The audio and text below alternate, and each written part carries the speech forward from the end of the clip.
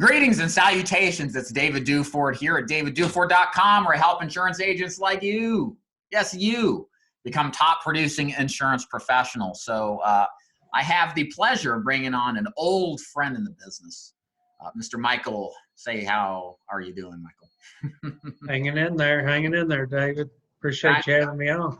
Michael's on today because he has made the transition successfully from selling predominantly face-to-face and now is selling telesales or selling final expense over the phone. So I was talking to Michael earlier and I was saying, there's a lot of agents in this position where if they're still in the process of selling face-to-face, the question is for how long? When is the government going to shut us down and bar us in the house? I still got bills to pay. How can I make the transition? I've been hearing things about telesales. So the purpose of today's interview is really just to detail what that process has been like, and also to explain from the perspective of a predominantly face-to-face agent what it's like to sell over the phone, just so you guys can get a better idea of what the transition is like and how you could possibly do it yourself. So Michael, tell us a little bit about yourself to begin with, if you don't mind.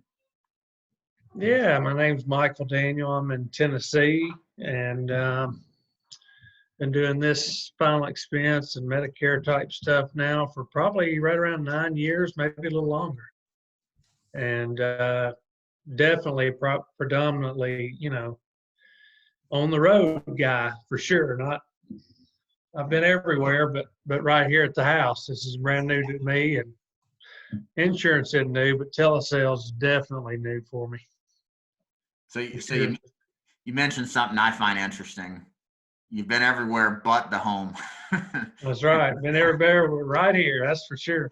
What is it like with kids screaming in the background to sell insurance? Well, it's extremely nerve-wracking, but you'll be surprised. These people, it's like they understand we're in a point in life where nothing's quite normal. And, that's part of my little pitch or whatever as I talk about what's going on for a minute.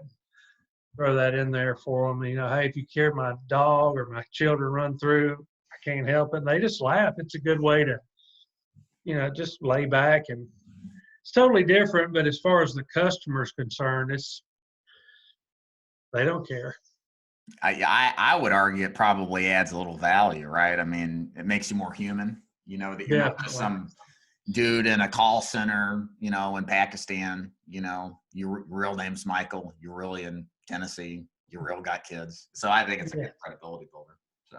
Oh yeah, it definitely makes it seem more real. And I've got a couple of things I'm sure we can go over in a little bit, what I kind of do if they're open to getting text messages while we're on the phone, and just kind of puts it all together and makes it I think it makes it more comfortable, Yeah.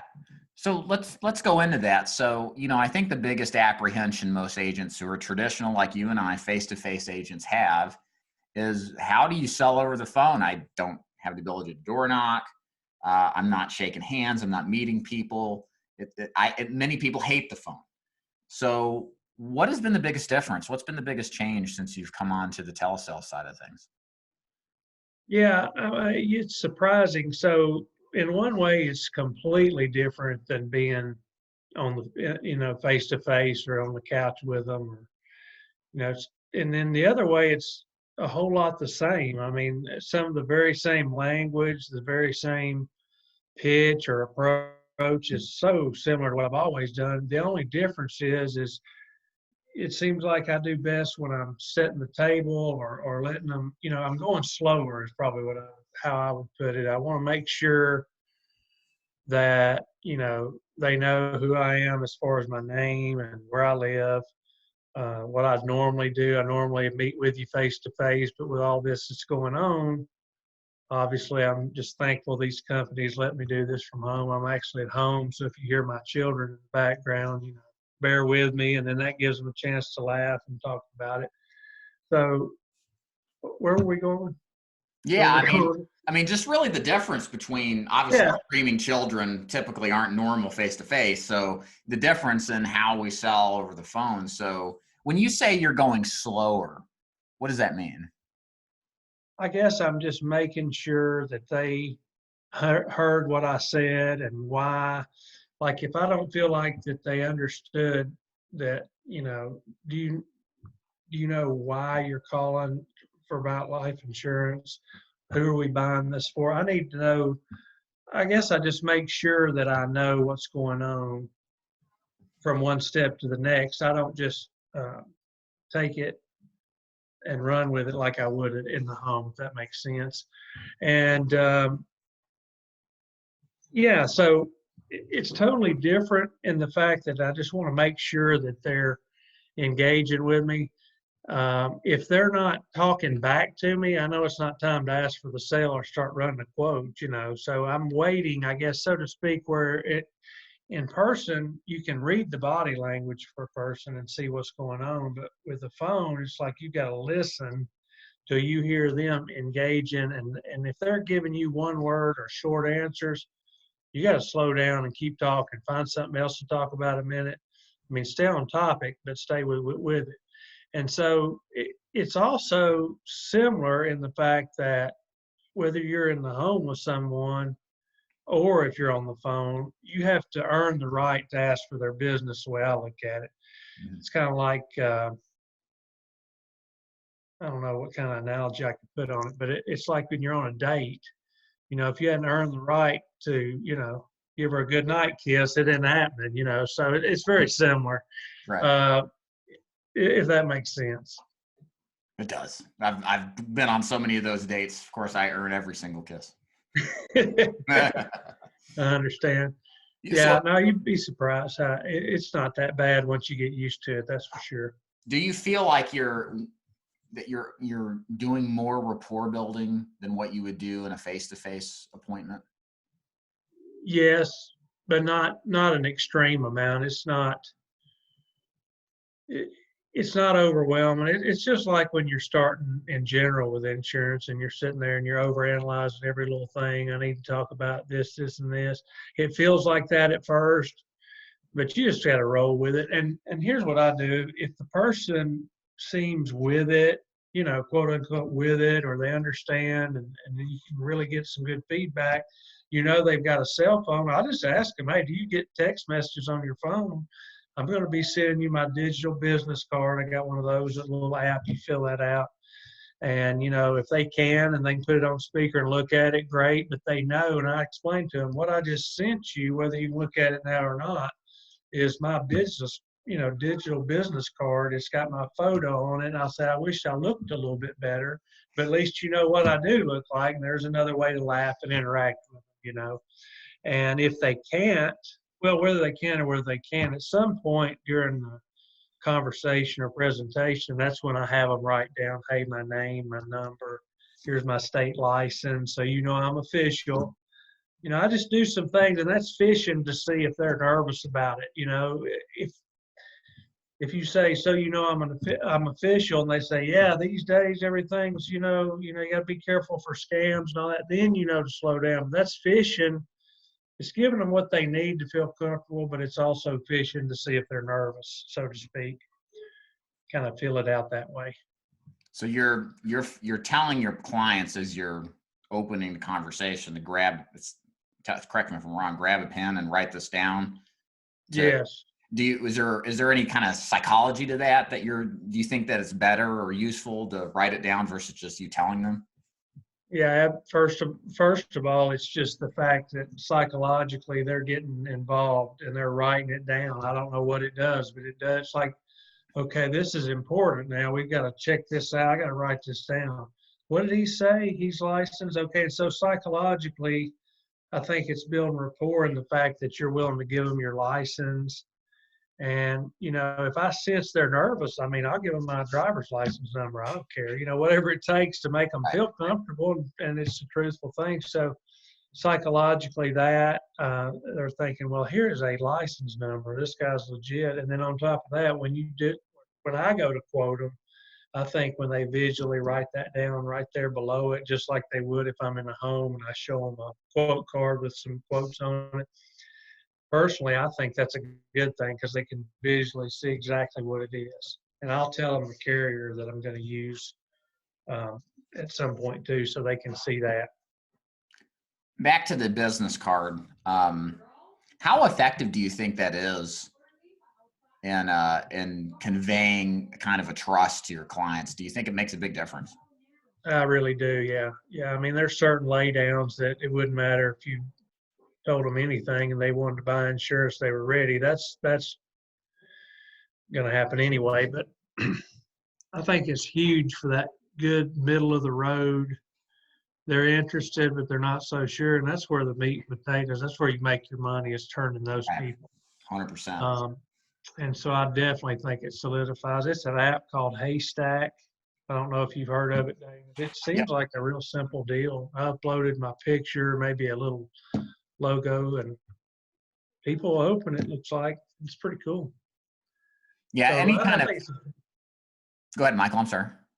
I think it's really important because not only that, even if you do sell them and they're looking at their phone in 10 minutes after y'all hang up, I think it's like a post close or a, hey, there's my agent. I'll even tell them, don't forget to save my contact. All you got to do is click on that link or on the text message. I think it's big. Yeah, it's new for me, but I don't see why. It feels like it's helping a lot. And it doesn't seem like too much of an extra step. It's not like you're sending them to a website or, like asking them to get from where they are to computer. You just literally send it to the same device they're already on. Yes, our clients, they're probably not going to jump up and be doing 10 things at once. And yeah, it's no big deal. They're just, they're clicking on it. Some of them do right then. Some of them don't till later. But I think it's the idea of knowing, because I'll describe to them, I'll say, hey, whether you can open this or not right now, what I'm sending you, if you hear your phone beep, it's just a digital business card. It'd be like if I was sitting down with you in your house and I hand it to you. This is me sending it to you, and it's also got my picture on it. So I think that puts them psychologically in a place where this guy's sending me his card kind of thing. Yeah. And even though it sounds totally different, it's really not if you're describing what's going on. And if they hear the phone beep, whether they're seeing it or not, they're mentally picturing a digital business card with my picture on it. Right. So I think that's big. It feels good to me, and I'm going to keep doing it. That's for sure. Great. So what is it like asking for the checking account? I think that's makes a lot of people nervous. They think, okay, I don't see them. I already kind of feel weird about doing it face to face, but now I got to ask someone over the phone sight unseen. How is that any different? Are you dealing with it any differently? What kind of, are you getting pushback? Where are you asking for the check? Is it middle, end of the sales call, beginning? Now, here's where that analogy comes in good about the asking. I know you got lady agents too, but gentlemen, we're out. If you ask for the kiss and you hadn't earned it, there's a good chance you won't get it. But it's like it's just a feeling you get. I mean, you'll know if they're ready, you'll know it. And I try not to even think about it. If I get nervous, they're going to get nervous. So I just roll with it. I'm just going down through there, and I'm filling out the application once I've gotten to the point of, we're going to do this. And I'm filling it out. If you're on a typical application, about the third or fourth thing is the social security number. I'll go through, get the address, and I'll go ahead and get their beneficiaries. And that's the beneficiaries, the why they're doing it anyway. Right. And so I use that why to keep, I bring that beneficiary up 4, 5, 6 times during the whole thing. And so as I'm interacting with that, then I'll sneak in there and say, oh yeah. And of course, remember that medical review they'll do or checking your prescriptions, the way they check that, and I'll have to have it for the app is what's your social. I just fit it right in.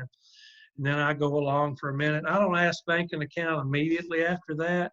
So to answer your question, I just throw it in along the way while I'm talking to them. It's not like I stop, make this huge deal out of it, and apologize for asking. I just do it. And then if they get nervous, then I'll maybe apologize and figure out how to explain it. But if you wait till you've earned the right to ask for that banking account, 9 times out of 10, you're going to get it. That makes sense. And it's more, would you say it's more towards the end before you do the phone interview? Yes, definitely. Okay. Yeah, it's funny. I think you made a really good point, and it's a good critique of how I ask for the bank account. like I give a lot of oxygen to the whole, here's why we do this. Well, the old way was we came by the house and did this. But there's some simplicity, and I think some, what's the word I'm looking for? We say all this. I think the reason I say all that stuff is because it makes me feel better about asking it. But in a sense, you're right. I'm making it a big deal. If you just ask the damn question. Yeah. It's Yeah. just another question, right? You don't need to butter it up.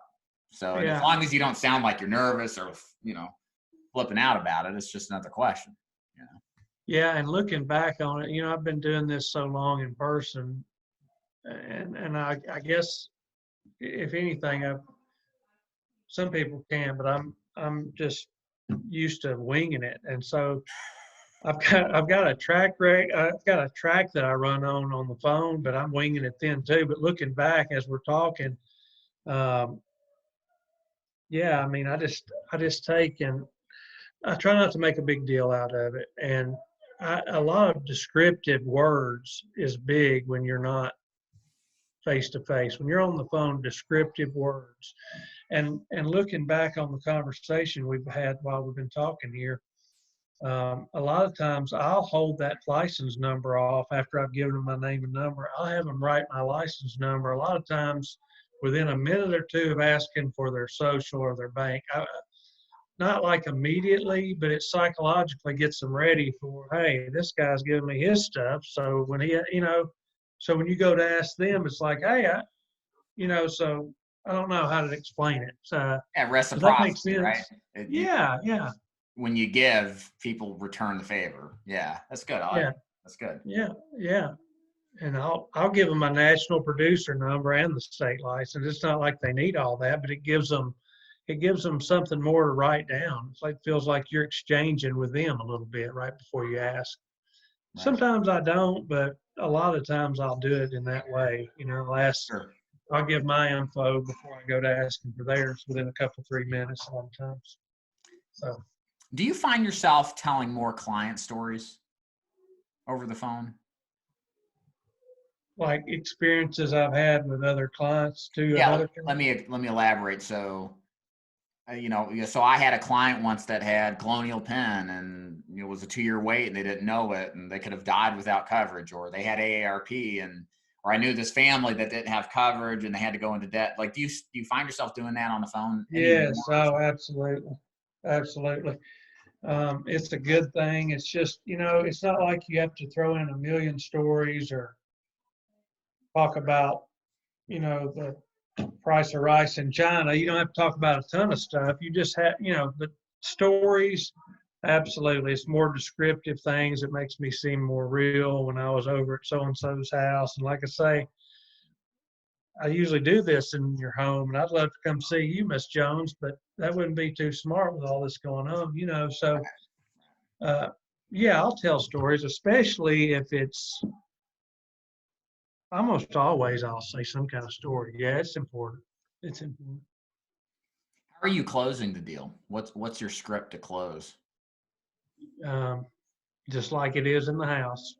Uh, I'll verbally give them 3 choices and have them write it down. If they're not with it enough that they went and got a pen and paper and they're like, I'm in the yard, I won't even hardly quote them. I'll back off. But if they're serious enough, they'll go get that paper out of the house or wherever they are and they'll write it down. So Yeah. I'll have them write it down where they can visually look at it.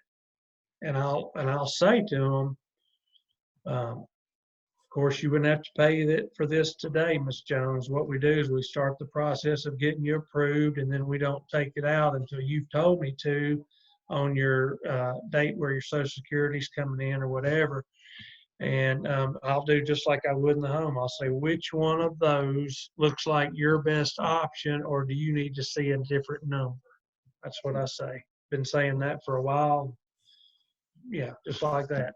Nothing magical, just same old, basically. Same old, same old. You just got to get the feel, build some rapport.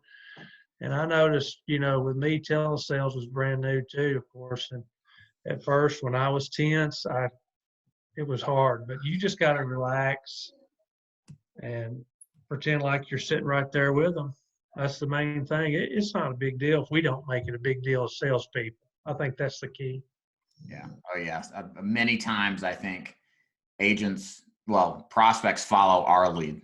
They're looking for us for direction, and we react skeptically when they act that way. So as a prospect, if as the agent, if you're acting cool and you're acting normal, they're going to feel like there's just, I don't know, it's like a subliminal thing. They can tell, and so they relax with you too. So I think it's really important. Yeah, and keep in mind they're looking for answers. That's why they ended up either on a call or a lead or whatever it is. They're looking for answers. If they knew what to do, they would have already handled it without you. So since you're there helping, yeah, they're needing direction. So that's what I do. I get a feel for it, and then a lot of assumptive closing, a lot of here's what we do, here's how it works. Which one are we going to do? That's how I go about it. The only choice is which one are we going to do? We're doing something, but which one are we going to do? That's my main thing. So a lot of assumptive stuff. So what's working lead wise for you?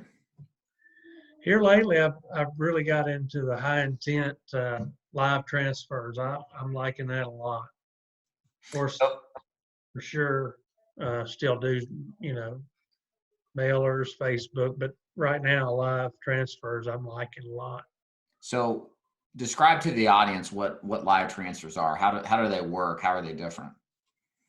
Well, it shows it's high intention. So somebody's either been online or Facebook.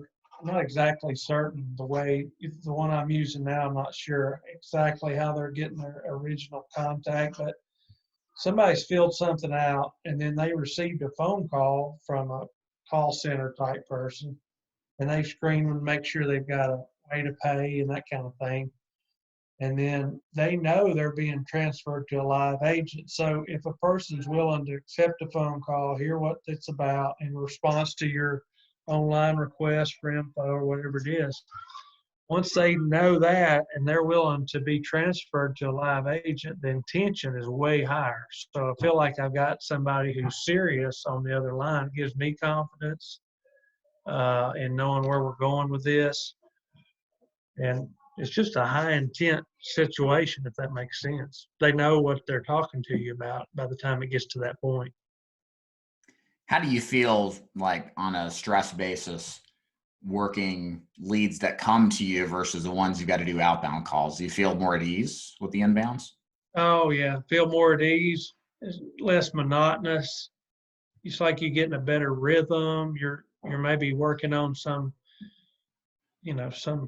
paperwork or quote from 2 hours ago, and then here comes a call in.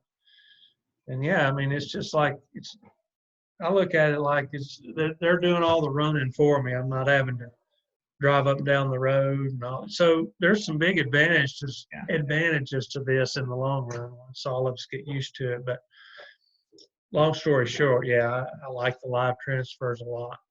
Great. Excellent. Yeah. What carriers are working for you too? What do you tending to like to place your business with?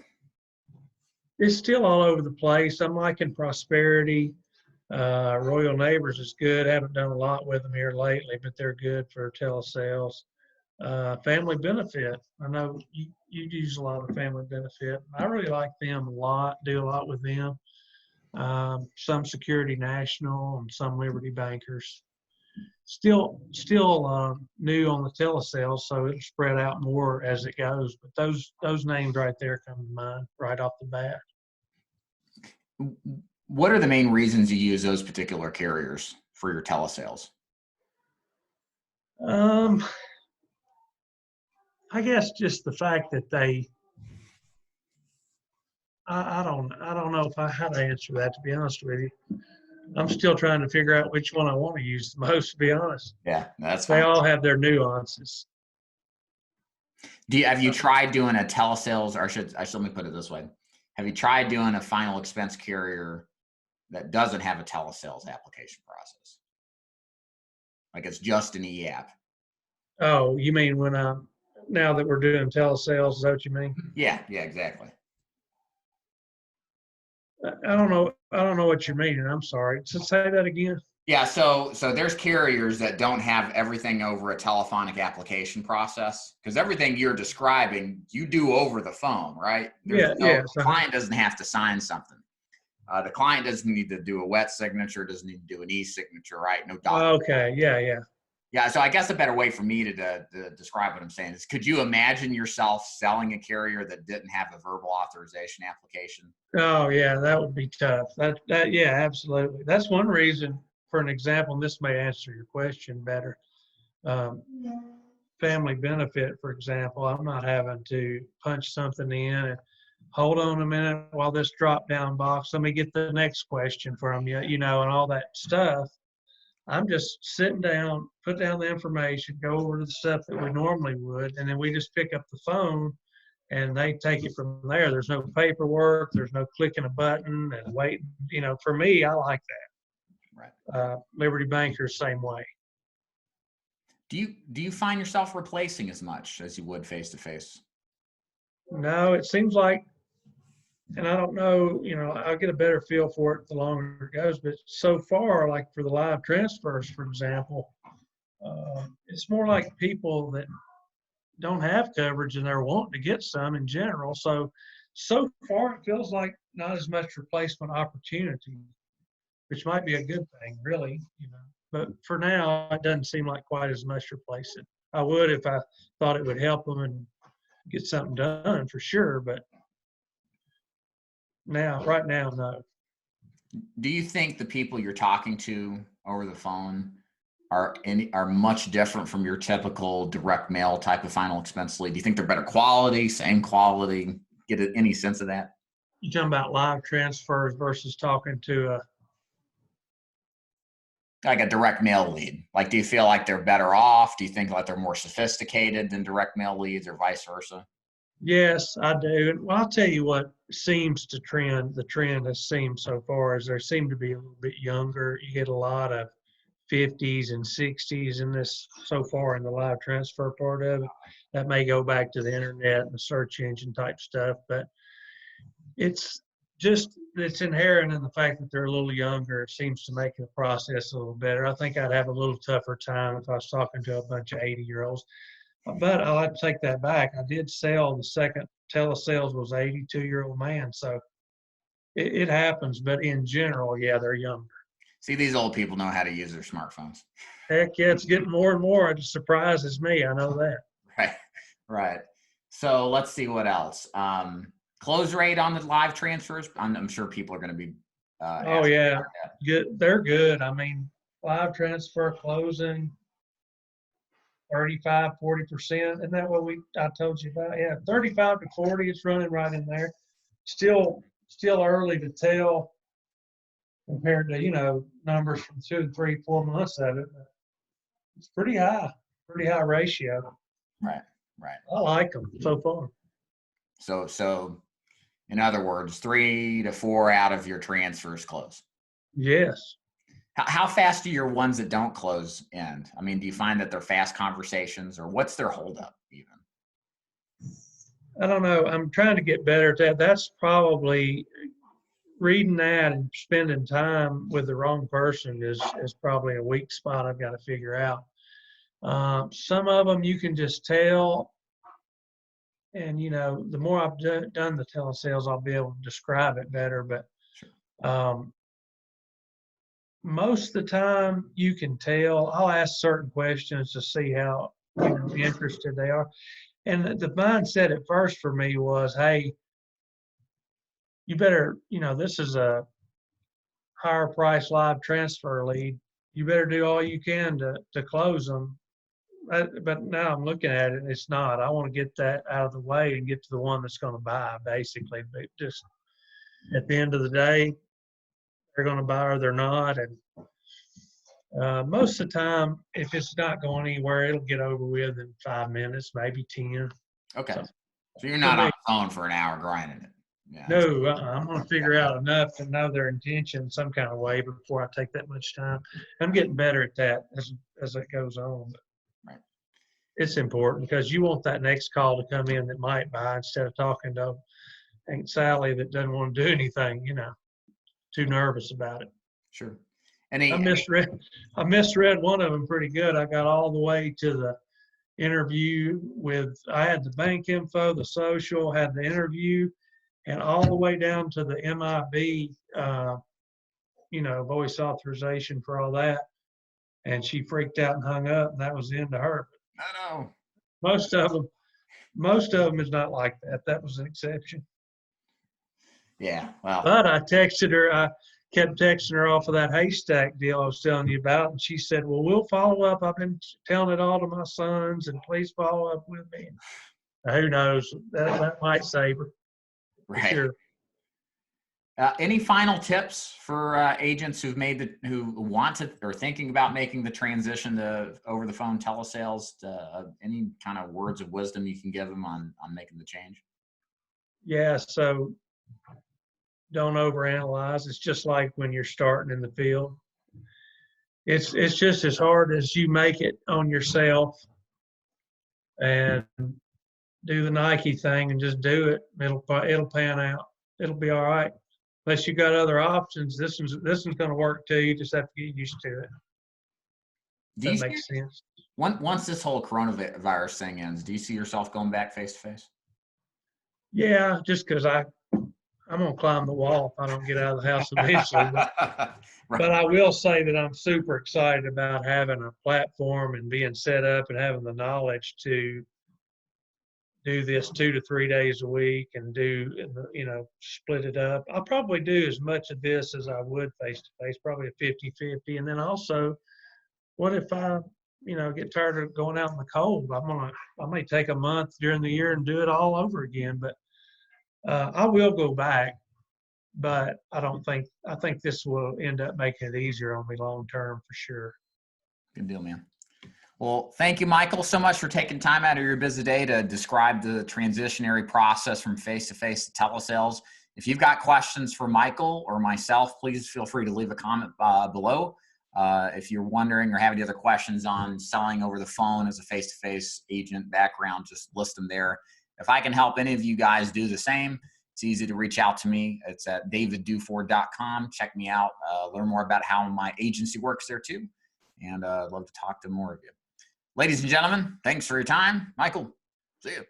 Thank you, David. See you. Bye. Bye-bye.